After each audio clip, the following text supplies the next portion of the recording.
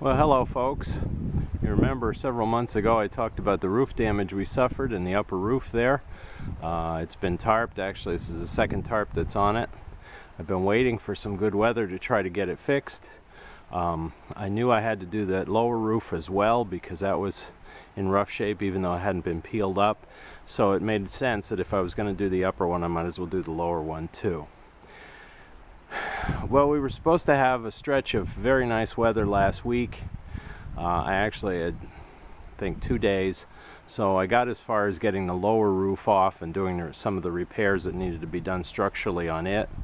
And I also, if you notice there, I replaced one of the old windows on this side of the house. This is the one that is in the third floor bathroom that you saw those remodeling videos about several months ago. So, and I got some of the painting done. And then, of course, the weather forecast was wrong again. We had rain 2 of the last 3 days. So I've been at a standstill. I just had to try to get the lower roof all covered with tarp there, as you can see.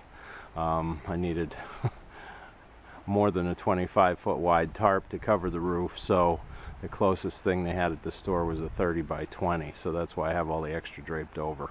But today, we should be in a stretch of another 4 or 5 days of nice weather. We'll see what happens.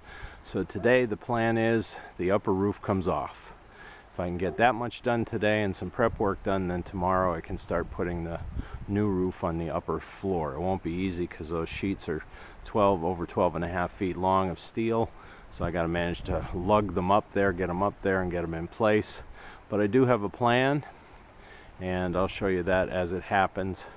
But for right now, today is a demolition day. I got to get that old tarp off the top roof, and then we've got to tear the whole roof off there, and we'll go from there. So stay tuned, and I'll try to show you some bits and pieces of it.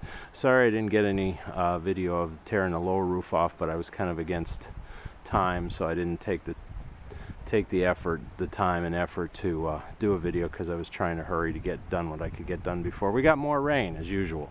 But as you can see today, it's a beautiful blue sky.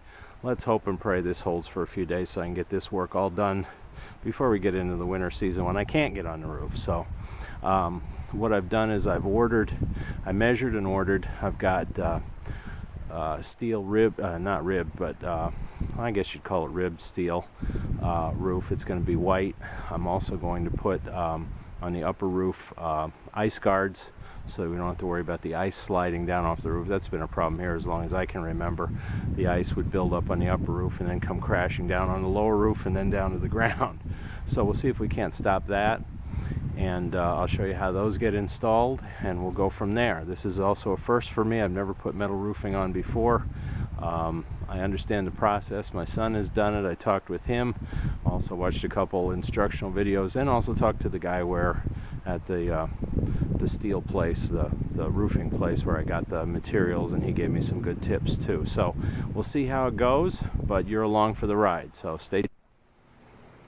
Okay, well, I am standing out of the porthole hatch on top of the roof. You saw that when I was doing the first chimney cleaning video. As you can see, I've taken the upper tarp off the roof, and you can see the mess that is here. All these pieces that the wind just curled up, just like, oh, I don't know, like aluminum foil maybe you could say. But this was, I think it was back in March or April. I can't remember. April, I think it was, when we had that terrible storm that the wind came from the southeast, and it just caught these tin pieces in a way that has never done before.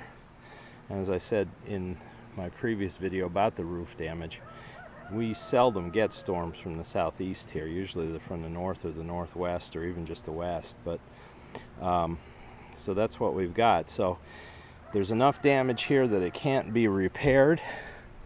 I did bring in our home insurance adjuster, and he paid what they're going to pay for replacing it. Obviously it was nowhere near enough to hire a contractor to do it, so that's why I'm stuck doing it. At least I got the materials out of the deal anyway. But so this whole half of the roof, the good half of the roof over here, I'm not going to do anything with right now. That's too ambitious of a project. But I am going to tear this damaged half off. Like I said, I already have the parts, the steel and the other repair things. It'll also allow me to fix these issues here along the side of the addition here on the roof. I can get some sheathing over that so that it'll be more weather protected. But this is the plan for today, is to just get all this off. There's a lot of lath underneath. I probably won't save all of it. Just I cut in a lot of lath out on the lower roof when I took that off. This kind of roofing that was on here, this rib tin, was almost put together. Oh, it was almost like a can opener, because between the two sheets it's folded over and pinched in. Some people said in the old days they actually used to solder it. So I don't know if that was or not. I can't tell anymore. It's been coated so many times, and it's, oh, this roof is probably a good 75, 80 years old. It predates me, certainly, by many years. So what they did was, it was just anchored in places with little metal clips with nails in. Because of that, they had to put lath all the way up every few inches, or they're just gaps, so that it would support the weight and hold it down. Now the modern tin roofing system is a little different. Because of the advent of good varieties of rubber, we now screw the roof down from on top with specialty screws. I'll show you those when we get to that point. And they have a rubber gasket beneath the head but before the shank of the screw. So what happens is, when you screw it in, the rubber contacts the new metal and it forms a waterproof seal, if it's put in right. If you don't put it in too tight or not tight enough.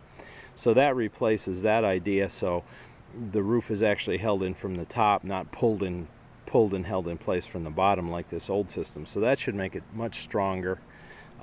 There is a pattern to put the screws in that I'll be following, and I'll show you that as we do it. And my plan is, because I'm on the 3rd floor and what I have below me is a 2nd story that's difficult to get at. This roof is way too steep. I don't know if this is a 9/12 or a 10/12 pitch. I haven't measured it, but it's a very steep roof, so you're not going to work on it. Like, for example, when we put this shingled roof here on the addition, 15, 18 years ago, we could actually stand on that roof. It was flat enough, and just shingle our way up. But I can't do that over here. So what I have to do is work from the inside. Since I don't have the money to buy one of those big boom lifts to work up that way off of one of those, I'm gonna work from the inside. And what I'm actually gonna do is, I'm gonna start on that end and work my way to this end.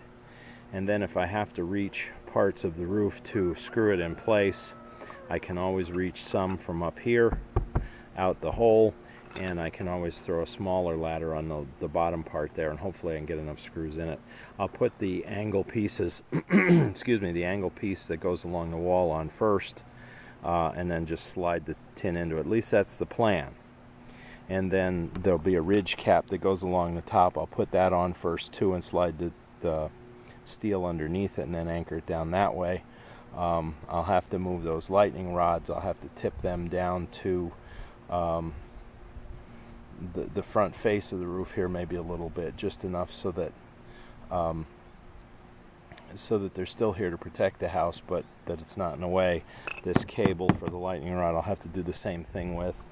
And again, that's more of a temporary fix, because that's not how I want to do this. Eventually it'd be nice to have a whole new roof here and then new lightning rods, but I might have to hire that done when I get to that place in time. So at any rate, that's the plan for today. We'll tear this off, see how far we get. If we still have daylight, we'll start putting the new pieces on, and from there we'll see how it develops, and I'll give you updates along the way. Thank you for watching. Well, folks, demolition is coming right along. You can see we've gotten just about half of this side of the roof torn off, and have cut out some of the lath. I need work holes there. I don't want to have to work standing on top of the lath if I can help it. If I can stand on the floor of the attic here, that's preferable. So as I'm working here, I have much more stable footing than if I was standing on top of the lath. I'll replace those, of course, with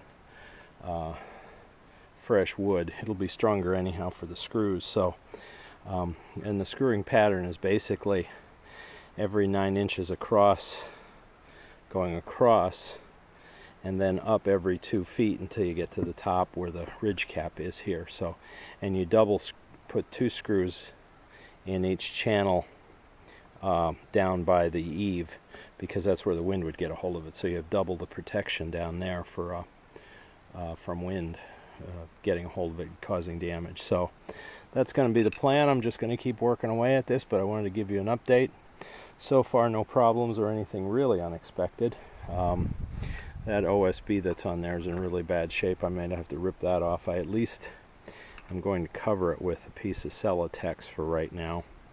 Again, the right way to have done this project would be, as it's being torn off like this, throw siding right on top there. Then it's completely finished off, so that you don't have to try to do siding from standing on the roof. But I don't have the money for that right now, and so we'll just have to come back at that someday. So, but I at least want to make sure that it's sealed off better than it's been, and it's not going to leak, or that the wood's going to rot. So that's going to be part of this roof repairs, to make sure these sidewalls here on this addition are sealed off, so that we don't get rain, snow, and critters in.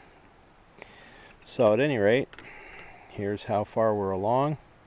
As you can see, it's clouded up a little bit more than it was. I still don't think there's any threat of rain. At least it better not be, or I'm going to say nasty words to weather people who guaranteed me that today and tomorrow was 0 chance of precipitation. So, and that was multiple sources. So if they're wrong by that much, I won't be happy. But at any rate, I won't get into that rant right now. So I'm going to get back at it, and we will be back with you when we're further along. Thanks for watching. Well, folks, there you go. The roof is basically off. There's one little piece over there yet by the other addition, but it's actually tucked underneath the sheathing on that side. So I'm going to just slice it down through there. I'm not going to rip it out. I don't want to have to remove all the sheathing. And I do have to cut a few of the pieces of lath down near the bottom, so I have a place to stand to anchor the bottom part of the new panels on. But that's the next step here. You can see we're just about all completely ripped off. I just tucked the lightning rods and a lightning cable on the other side of the roof for now. After I see where the roof cap is going to strike, I'll just attach them right below it for now on the other side of the old roof. So, but that's as far as we've gotten. I'll give you an update when more is done. It's heading towards evening, so I'll probably get the drip edge on and maybe that piece off yet tonight, and then tomorrow I'll start with the trim pieces and then the actual sheathing.